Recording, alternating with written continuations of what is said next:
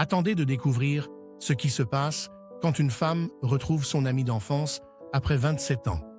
Car la fin de cette histoire va vous émouvoir au-delà de tout ce que vous imaginez.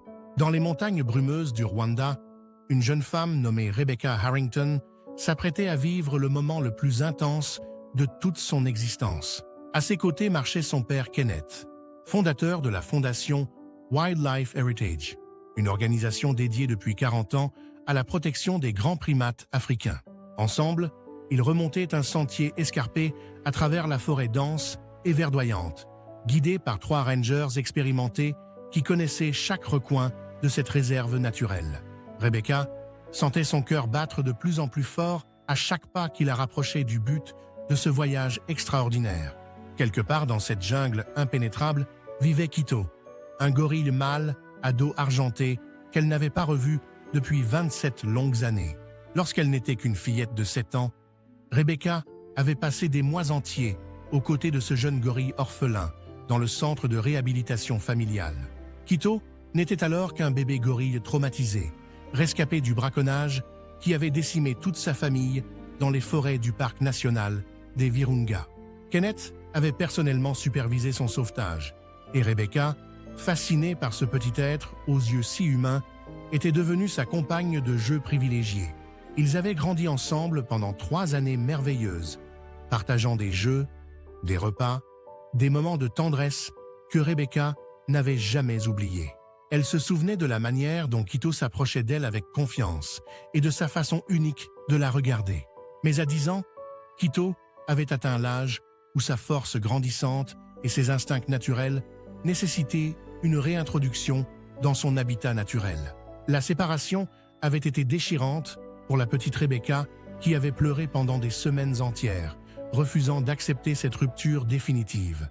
Kenneth lui avait expliqué avec patience que c'était le destin naturel de Kito, qu'il devait retrouver les siens et vivre libre dans la forêt qui était son véritable foyer.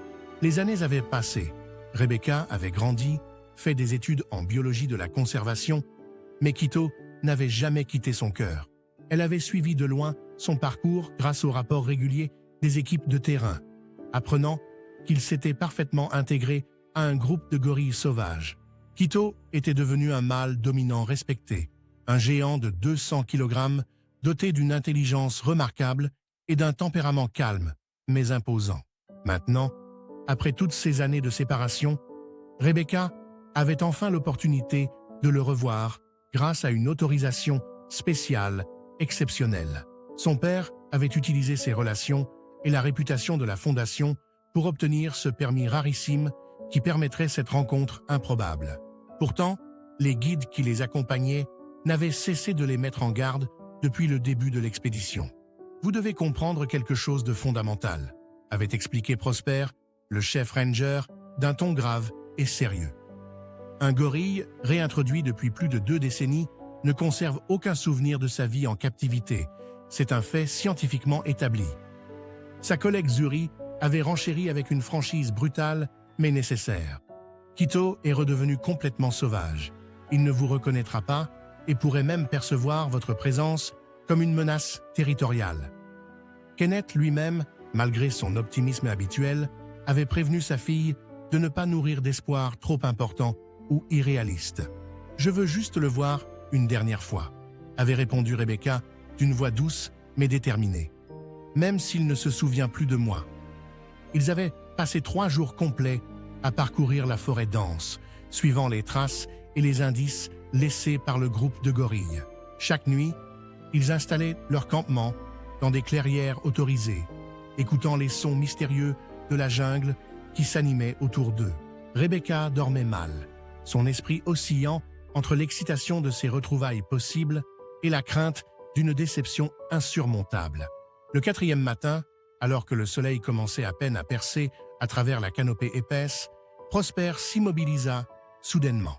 Il leva la main pour signaler le silence absolu et pointa du doigt vers un bosquet dense d'arbustes situés à une 50aine de mètres. Rebecca sentit immédiatement son souffle se bloquer complètement dans sa poitrine. Là, entre les branches entrelacées, une silhouette massive et sombre se déplaçait avec une lenteur majestueuse. C'est lui, murmura Zuri d'une voix à peine audible. C'est Quito, j'en suis certaine. Le gorille émergea progressivement de la végétation dense, révélant son pelage argenté et sa stature impressionnante. Il était devenu un géant magnifique, incarnant toute la puissance et la noblesse de son espèce avec une prestance naturelle. Rebecca ne pouvait détacher son regard de cette créature extraordinaire qui avait été autrefois son petit compagnon vulnérable. Quito s'arrêta dans une zone dégagée et commença à arracher méthodiquement des feuilles tendres, semblant ignorer complètement la présence des observateurs. « Restez absolument immobile », ordonna Prosper d'un ton autoritaire sans réplique. Et surtout, ne le regardez pas directement dans les yeux. Pendant de longues minutes angoissantes, le gorille continua son repas tranquille, sans manifester la moindre réaction à leur présence. Rebecca sentait les larmes monter inexorablement, bouleversée par la simple vision de Quito, vivant et en parfaite santé. Soudain, sans prévenir, le gorille cessa de manger et tourna lentement sa tête massive dans leur direction. Son regard sombre balaya méthodiquement le groupe d'humains, s'attardant quelques secondes sur chaque personne présente. Lorsque ses yeux se posèrent sur Rebecca, quelque chose d'indéfinissable sembla traverser son regard. Il s'immobilisa complètement, la fixant avec une intensité troublante qui fit frissonner la jeune femme de la tête aux pieds. Rebecca sentit instinctivement qu'elle devait tenter quelque chose, que c'était maintenant ou jamais pour établir un contact. Malgré les protestations étouffées des guides, elle avança lentement d'un pas, puis d'un autre, les mains visibles et ouvertes. « Rebecca, non !» souffla Kenneth derrière elle, mais elle ne pouvait plus s'arrêter maintenant. Quito ne bougeait toujours pas. Son regard profond restait fixé sur elle, avec cette même intensité étrange et captivante. Elle continua d'avancer prudemment, réduisant progressivement la distance qui les séparait encore de plusieurs mètres. À 5 mètres de lui, elle s'arrêta et s'accroupit lentement pour paraître moins menaçante et imposante. Le gorille inclina légèrement sa tête sur le côté, un geste qu'elle avait vu 1000 fois lorsqu'il était petit et curieux. « Quito », murmura-t-elle d'une voix tremblante d'émotion, utilisant le ton doux qu'elle employait autrefois pour lui parler. Le gorille émit un grondement sourd, mais ce n'était pas un avertissement agressif, plutôt une vocalisation interrogative. Puis, contre toute attente et sous les yeux stupéfaits des 3 rangers, Quito fit un pas dans sa direction. Rebecca retint complètement son souffle, tandis que le géant s'approchait avec une lenteur délibérée et mesurée. Il s'arrêta à moins d'1 mètre d'elle, si proche qu'elle pouvait sentir son souffle chaud sur son visage levé. Pendant un instant, qui parut durer une éternité, ils se regardèrent simplement dans les yeux avec une intensité bouleversante. Puis Quito leva lentement son énorme main et la tendit vers Rebecca dans un geste qui semblait traverser le temps. Les larmes coulaient librement sur les joues de Rebecca face à ce moment extraordinaire, chargé de reconnaissance silencieuse. Le geste resta suspendu entre eux, 27 années s'effaçant en 1 seconde sous la magie de cet instant. Quito émit alors un grognement doux, presque affectueux, un son que Rebecca reconnut immédiatement comme celui qu'il produisait autrefois quand il était heureux et rassuré. Il vint ensuite s'installer calmement tout près d'elle, dans un rapprochement volontaire qui stupéfia absolument tous les témoins. Derrière eux, Kenneth essuyait discrètement ses propres larmes, tandis que les 3 guides échangeaient des regards incrédules. Rebecca resta immobile, savourant cette proximité inespérée avec Quito qui lui murmurait dans un langage silencieux qu'il se souvenait d'elle. Ils restèrent ainsi pendant plusieurs minutes magiques, réunis dans une communion silencieuse que personne n'aurait cru possible. Le lendemain et le surlendemain, Quito revint exactement au même endroit, comme s'il attendait délibérément leur présence. Chaque fois, il s'approchait de Rebecca avec cette même douceur, venant s'installer près d'elle et émettant ses vocalisations familières. Il la regardait longuement, inclinait la tête, comme autrefois, manifestant une reconnaissance évidente pour tous les observateurs. Les guides ne trouvaient aucune explication rationnelle à ce comportement qui défiait toute leur expérience. Le 3e jour, Rebecca dut affronter le moment le plus difficile, celui du départ définitif. Elle regarda une dernière fois Quito dans les yeux, gravant dans sa mémoire chaque détail de cet instant précieux et unique.